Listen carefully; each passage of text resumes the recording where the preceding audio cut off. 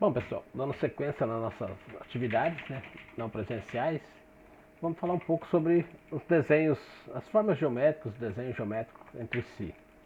Então, né, começando aí a falar um pouco sobre nossos desenhos geométricos, vamos falar um pouco, uma noção aí do que é o desenho geométrico, uma ideia aplicada. Então, o desenho geométrico é a maneira de expressar graficamente a forma de determinar, a forma, né, de determinado objeto. Então a gente tem aí, olhando a própria natureza, né, uma figura que a gente tem aqui, nós temos ali, né, um plano, temos ali as linhas paralelas, temos lá no horizonte uma linha horizontal, podemos comparar ali a definição das montanhas no fundo como uma linha sinuosa, uma linha mão livre, até a questão das nuvens.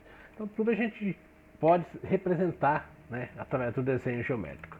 Então todas as coisas que conhecemos, seja na natureza ou na arquitetura, apresentam-se a partir de formas geométricas. Então a gente pode ver isso aí através de um percurso do rio, né? Aí nós temos aí uma foto do Rio Iguaçu, ó. Então ali é uma linha sinuosa, né? Ou ali pelos trilhos do trem, né? Eu procurei colocar aqui algumas figuras que a gente conhece, né? Ferroeste aí do Paraná. Então as linhas paralelas, né? A linha do trem, né? Tu pode associar isso. E também uma bola, né? Você pode associar uma esfera ou vários outros elementos aí, né? Com formato esférico. Até mesmo a lua. A pirâmide lá do Museu do Louvre, né? A pirâmide foi construída, né?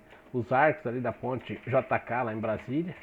Não sei se vocês sabem, mas quando o arquiteto projetou essa ponte, né, a ideia dele era que quando a gente joga uma pedrinha na água, ela saia quicando, né? Então ele forma esses arcos. Essa foi a intenção do projeto.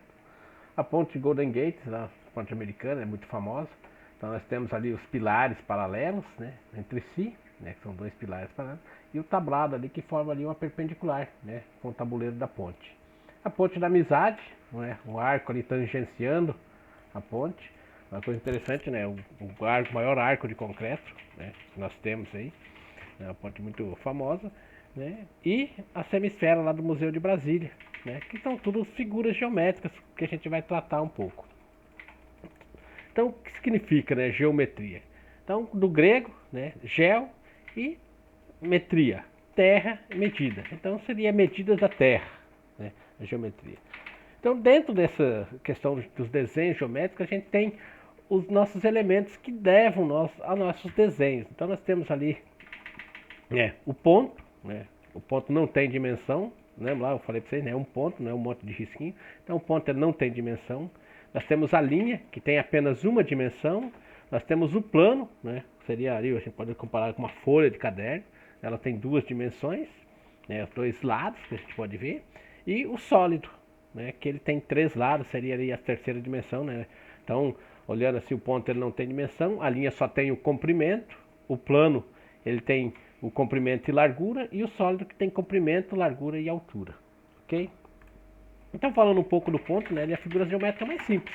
Ele não tem dimensão nenhuma, não tem comprimento, não tem largura, não tem altura, e ele é determinado pelo cruzamento de duas linhas. Então, a gente representa o ponto, né, a gente vai falar aqui da representação dele, como ou um ponto mesmo, ou podemos tracejar duas linhas, né, duas linhas, desculpa aí, não tracejadas, mas duas linhas se cruzando, tanto paralelo ou vertical, ou em diagonais, e aí o encontro dessas duas linhas é demarcado como um ponto. Aí a gente marca ele com a letra maiúscula P, ok?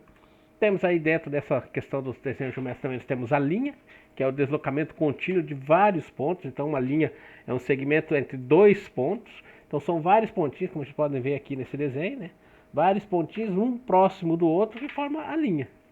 Né? Então a linha também é representada pela letra minúscula, de preferência um R, né, para mostrar uma reta. Muito que vocês vão ver aqui nessas nossas aulas de desenho geométrico, vocês já viram em geometria, já viram na matemática.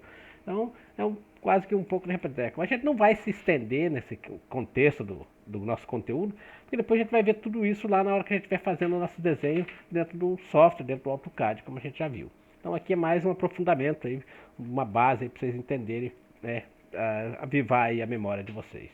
E nós temos o plano, né, que é um objeto geométrico infinito, né, com duas dimensões, que seria uma superfície, né, então ele tem duas dimensões, largura e comprimento. Então ele é representado por uma letra grega, né? Então aqui tem o π, né, π, alfa, beta, gama, delta, todas essas letras gregas aí, qualquer uma que você usar, você sempre vai representar o plano por uma delas. E nós temos o sólido, né, uma região do espaço delimitada por um plano ou superfície. ele apresenta volume, né? São 3 dimensões: comprimento, largura e altura, ok? E dentro disso tudo nós temos a classificação de alguns elementos, que o principal dele é a linha, né? Vamos usar sempre a linha. Então, quanto à forma da linha, né? Ela pode ser sinuosa, que é formada por apenas, né, linhas curvas irregulares, sentido diferente. Então tá aí a representação dela. Nós temos também as linhas curvas, quando o deslocamento do ponto muda de direção do traçado, né? Então a linha curva. Uma coisa bacana, né? Que eu posso dizer para vocês, não existe linha torta, tá? Então nós temos as linhas sinuosas, temos as linhas curvas, temos as mistas, né? A gente vai ver, as linhas mistas são formadas por segmentos de retas e curvas unidas em uma sequência. Então o que diferencia a linha mista da linha sinuosa é que a sinuosa ela não tem controle, é uma linha toda, como se diz, né? É feita à mão livre. A linha mista não, você vai fazer uma reta, vai fazer uma curva, tudo né? Medido, com certas medidas, com certa frequência. Temos também as linhas poligonal quebrada, né? São feitas por várias linhas retas que mudam de pedaço em pedaço, né? Elas mudam de direções. Temos as linhas retas, que é o que mais se usa, né? Que é a trajetória do ponto P, que segue a mesma direção, ela é uma reta de ponto a ponto. Temos as linhas onduladas, que é formada por linhas curvas regulares, então vão formando raios, né? Também temos a classificação da linha pela posição delas no espaço, né? Nós temos as linhas inclinadas, que possuem uma angulação diferente, né? Ela não está ali na perpendicular, na horizontal nem na vertical, ela está sempre inclinada. E, geralmente elas são construídas com os esquadros, né? Como vocês podem ver aqui, eu coloquei aqui um jogo de esquadro, né? Um esquadro de 45, um esquadro de 60 graus. As linhas a gente sempre traça com... E também aqui o esquadro que a gente usa na construção civil, né? Vocês vão ver esse esquadro aqui nas disciplinas de construção de edifícios, né? Usado para a gente marcar ali na nossa obra. Ok? Então, quanto à posição no espaço, também nós temos a linha horizontal, né, que possui uma angulação de 0 a 180. Geralmente são construídos com as réguas paralelas. A gente não vai ver a questão da régua paralela, a gente não vai trabalhar com a prancheta. Mas antigamente a gente usava a régua T para desenhar e usava a régua paralela, que é aquela régua que fica em cima da prancheta. Ok? Ela só traça linhas paralelas, ok? Ela serve de auxílio. Hoje nós substituímos esses elementos pelo mouse e pelo teclado. Também temos as linhas, né, verticais, que são as linhas com angulação de 90 graus, geralmente são construídas com auxílio dos esquadros também, né? E temos conta a posição relativa delas, que elas podem ser paralelas. Duas ou mais linhas são paralelas quando elas conversam, né? Mesma distância ao longo do mesmo prolongamento. E é um exemplo lá, o trilho do trem, né? São as duas linhas, né? Elas não mudam, né, a distância entre elas.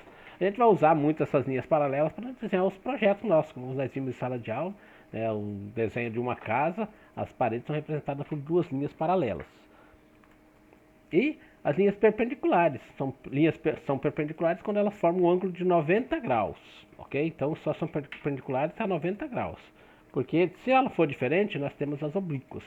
E elas vão ser diferentes, de 90, 180, 270. Elas vão estar sempre com um ângulo diferente desses ângulos. E também quanto à definição, nós temos a linha reta, que é todo o traçado, né? Ela tem começo e fim. Nós temos a semi-reta, que ela possui um início, mas não possui um fim. E tem um segmento de reta, que é um pedaço dentro da própria reta, né? Então nós temos ali o segmento, aqui nós temos a reta, então sempre a linha nós vamos representar com a setinha, né? Na reta, no caso. E aqui nós vamos ter o segmento, eu posso determinar aqui segmento A e B, né? E nós temos outras definições, que seria a reta de suporte, que contém um outro segmento de reta dentro dela, retas colineares, congruentes, consecutivas, adjacentes. Então, infinitas definições que a gente vai ter dentro dessa classificação, e a gente não vai ficar aqui se debruçando sobre todas essas questões, porque isso a gente vai ver trabalhando. Vamos trabalhar com os nossos desenhos e dentro do próprio desenho a gente vai descobrindo todas essas questões, ok? E por buscando também um pouco mais, nós temos a simbologia, né? Então, essa simbologia geralmente ela é apresentada nos desenhos. Nós não vamos usar muito essa simbologia, porque nossos desenhos vão buscar mais a parte da engenharia, da arquitetura, e a gente não vai ficar representando, não, a simbologia dentro das nossas linhas, ok, pessoal? Então seria isso, né? Uma aula bem curta, só para a gente dar uma introdução ao nosso desenho. Daqui a pouco a gente vai falar um pouco mais sobre as figuras geométricas, vamos falar sobre circunferência, triângulo. Vamos abranger um pouco mais, para depois a gente entrar aí no contexto dos nossos desenhos. Lembrando que aqui é só uma introdução, né? Vocês precisam procurar mais assuntos, tem vários materiais de apoio ali na nossa sala, né?